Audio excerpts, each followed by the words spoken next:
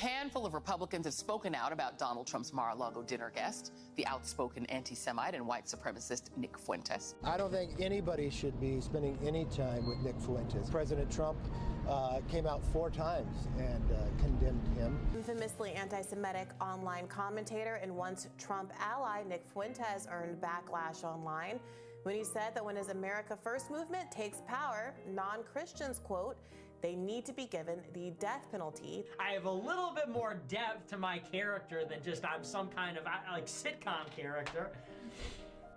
So many of the people that are perpetrating the lies and the destruction on the country, they are evildoers. They are people that worship false gods. They are people that practice magic or rituals or whatever.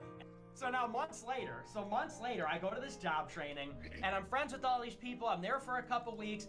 And so anyway, to make the long story short, we're all just talking and I'm playing devil's advocate. We're talking about things. And I said, you know, you could laugh, but this is bullshit that this happens. I'm sort of playing an important role in world history here. And the idea that, you know, some silly girl online, like I'm gonna be in direct messages just sort of being like funny and flirty and fun. It's not me. It's just not gonna happen. Like I said, They must absolutely be annihilated when we take power. Let's take a look. There is an occult element at the high levels of society, and specifically among the Jews. And more than anything, those people need to be, when we take power, they need to be given the death penalty. Straight up. it's more the setting there, because there's a few scenarios where it would be acceptable. Like I said, you know, if it was a girl who was working for me, you know, like Hitler in that movie Downfall. Lady Maga is a nice guy, and we had a nice conversation, and we were very open, and it was a good faith discussion. And Nick Fuentes lied to my face, then lied about me on the internet. And then only when I figured out who he was, because I Googled him, I realized, and some might try to refute this in the room, but it's all on video, that he has endorsed Jim Crow segregation. Their water fountain in that famous picture was worse. Who cares? Grow up, drink out of the fucking water fountain. It's water, it's the same. You know, and you know, even if it was bad, who cares?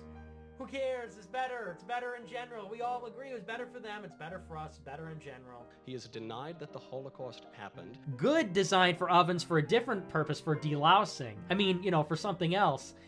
So none of it really adds up. I don't know. It just kind of doesn't really make sense. This crazy cookie analogy.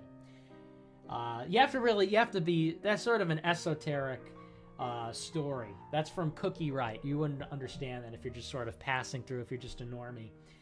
So 6 million cookies, I don't buy it. He has associated himself with fascism openly. He said if Antifa were fascist, he would be marching alongside them.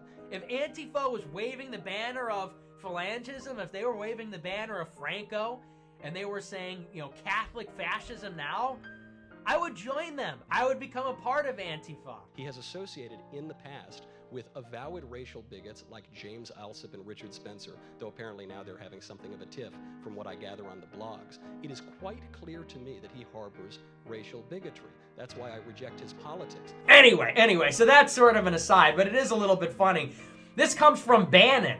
This is Getter. Getter is run by Bannon, and Bannon is the fat retard that goes on these shows and says, we're going to have African Americans voting 50% for Republicans, and we're going to flood the zone with votes. I mean, that's like, literally goes on these shows and says that. That one slipped out. The reason I reject his photo is because he lied to my face and about me. Nothing in that is in good faith. I would take 1 million photos with Lady Maga before I would give a person who would do that the time of day. Now, it's very sad for me to say that this individual is back online on a global scale. Hi, it's Tsunami, and today I have the unfortunate task of telling you about one of the worst individuals to grace the earth, in my opinion. Nick Fuckboy Fuentes. Now, here's some history on the loser that you guys need to know so you can understand his gain to infamy. First, there was that event that happened in Charlottesville under the reign of Trump that happened during the apex of the Black Lives Matter movement. And it's one that Trump fucked up on, let's just say that, with his comments. You're putting what you're calling the alt-left and white supremacists on the same moral plane. I'm not putting anybody on a moral plane. What I'm saying is this. You had a group on one side and you had a group on the other, and they came at each other with clubs, and it was vicious, and it was horrible, and it was a horrible thing to watch. But there is another side. There was a group on this side, you can call them the left, or you've just called them the left, that came violently attacking the other group. So you can say what you want, but that's the way it is. To protest, excuse me, they didn't put themselves down as you, and you had some very bad people in that group. But you also had people that were very fine people on both sides. From there, Fuentes carried that momentum to create America First, a movement that seeks to save the white race from dying out in America by finding ways to remove colored people from the states. Think ICE. Now, with the same name, Nick has a show on Cozy.tv where he spreads his hateful rhetoric with ease. He has a heavy desire to bring Christian values to turn our democracy into a theocracy, where Christian values would reign supreme. Now, whether you agree with that or not is a discussion for someone who honestly gives a damn. But when your message includes hate speech that causes people to fight amongst one another and ultimately affects people's lives in the worst way, then I have an issue with you. With all that in mind, is this the kind of person you would put back on your social media platform? Now, if you were a die-hard proponent of free speech, then I suppose you would, like Elon. But if the person spreading such rhetoric is causing, literally, irreversible damage to other individuals, then how much money will you need to make for it to be worth it? Or really, how much do you need to lose? I'm looking at you, Alex Jones, for this one. Who I would like to mention was a chief founder of the Stop the Steal campaign that helped propel the Proud Boys to storm the Capitol. He also got his Twitter unbanned, and Nick was with Jones on January 6th. Okay? So there is some history on Nicky the Bitch Boy, but let me tell you why I have my beef. His longtime opponent, and at this point, political rival, Destiny, was on Twitter Spaces, or X Spaces, and he was on a call with him. He was also in this call with Andrew Tate, Sneeko, and a few other influential people. Now these two, they butt heads, and Destiny essentially calls Nick a pussy for never standing for what he says, even though he says some very radical and hateful things, and Nick re-explains his position by saying this. So, I mean, and those are broad categories of, like, you know, talking about Jewish people, talking about biological diversity, human biological diversity. That's what people would say is the dissident right. Those are like the two biggest taboo things they believe. And then so for me, I guess that those would probably be the big two. So, Destiny, these are two beliefs and I'm guessing you disagree with. So should Nick have the right to speak about those two topics on any social media platform, not just X? I mean, personally, I think that if you're large enough of a social media platform and you're hosting political conversations, I think almost any kind of mainstreamish, like if more than 1% of people believe in it, there should probably be conversation happening about it. So I would say that everything he's brought up, yeah, you should be able to talk about on most mainstream like social media platforms, assuming political conversations happen here, right? Like, but again, I would like to repeat the same thing I've said a million times. It is so boring that nobody will actually present what it is they actually believe. I don't know if it's strategy or I don't know if it's cowardice, but like what is it do you think that I'm hiding? I mean, you just said two things that are objectively true that everybody believes in. Like Jews have a disproportionate. So what am I hiding? Jewish people what am I hiding? What am I hiding and not saying? I can say it. So I can give a reason why people would hide their beliefs on that. I can give a reason why people would hide their beliefs on that. I mean, Destiny. Wait, if you want to hide your belief, but you cut me off like every 2 seconds. No, you're not. You're going in another direction. Name one specific example because you said it now like 5 times. Yeah, oh, okay. You're hiding. Have to repeat the same. I'm trying to get my answer. Say it. Eventually, you'll let me do it. I know you're excited. Let's hear the example. Yes. Then. So the idea that Jews disproportionately represent some part of like the power structures is not the controversial nor the strong claim. That is an objectively true claim that everyone can see. The strong claim is the idea that there is a secret cabal of Jewish people that are working to undermine other races across the world that are coordinating and working through all of those structures of power. That's the controversial belief. That's the thing that you believe in and you preach, but then you come onto these platforms and you give the weak take of like, don't you think that like most of the people's in charge are like kind of more Jewish than like they really should be? Or the same thing with like the race and IQ thing. Like everybody everybody who's reasonable with anything should acknowledge that there's going to be genetic differences, probably even genetic differences between groups of people. But that's not your claim. Your claim is black people are dumber due to genetic reasons on whole versus white people. Like, that's the strong claim. You make the weak claim that is like everybody believes in it, but then like the strong claim goes unsaid, and that's usually what people are upset about, which you can argue is good or bad, but at least like own up, like man up and own your positions. Don't like say the most milquetoast, like obviously true things ever and leave all the controversy, you know, behind you. That's weak. Yeah, see, the difference is that when you say these things, you're rephrasing them in the liberal perception way. You say, well, if you believe in race realism, that means you believe black people are dumb.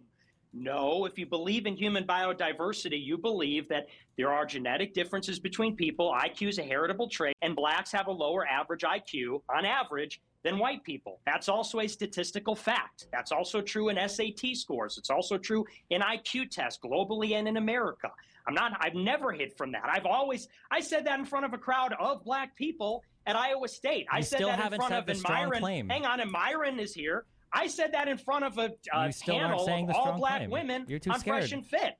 That's a fact. Because you're just reframing what I'm saying I'm not in a reframing liberal way. And you're saying that if someone believes in genetic differences, then that means that you believe black people are dumb. No, and if you say that Jewish people influence society, you believe in a shadowy cabal where they're like evil wizards and blah, blah, blah. So it's like, of course, I'm not going to say the caricature and the reframing that you're giving it because you disagree. You don't like that people find it persuasive. That's why you put me on a blacklist and said, it's persuasive, I will never stream with Nick Fuentes. Because but then when I'm on a big space, then you got to show up to derail and disrupt and say, oh, all the persuasive stuff, well, he's just lying. There's secret evil views that he has that, well, you just aren't hearing right now.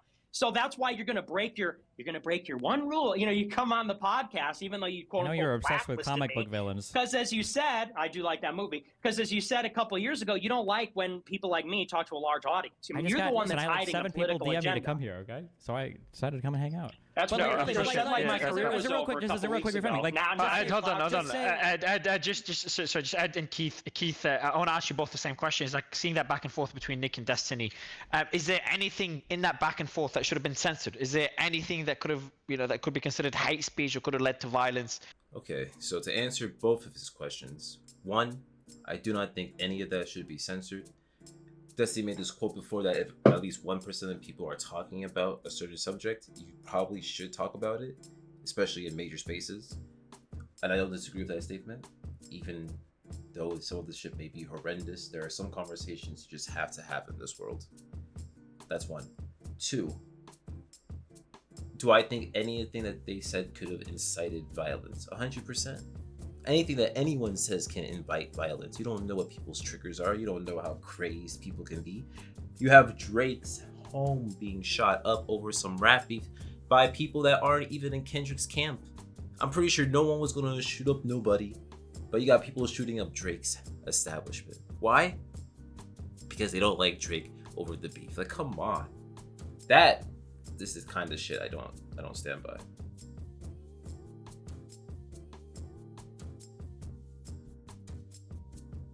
Now that fact that you mask your hate as satire is annoying.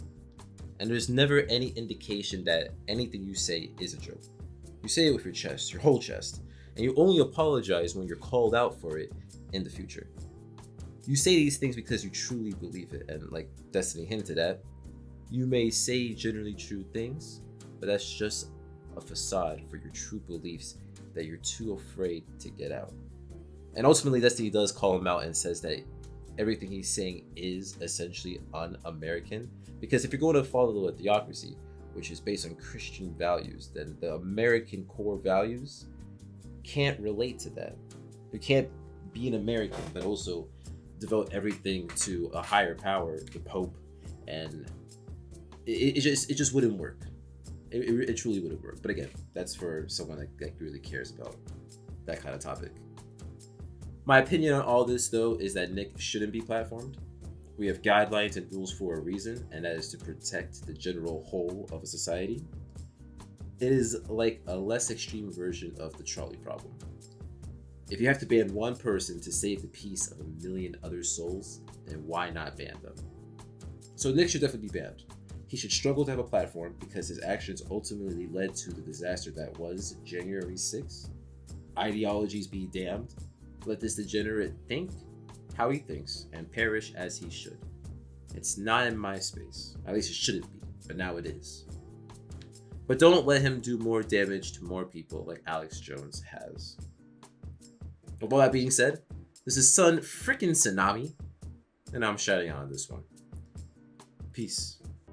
What, people calling me gay because I've never had a girlfriend? I think if anything, it makes me less gay. Never having a girlfriend, never having sex with a woman, really makes you more heterosexual. Because honestly, dating women is gay. Having sex with women is gay. And having sex with men is gay. And you know, it's all gay.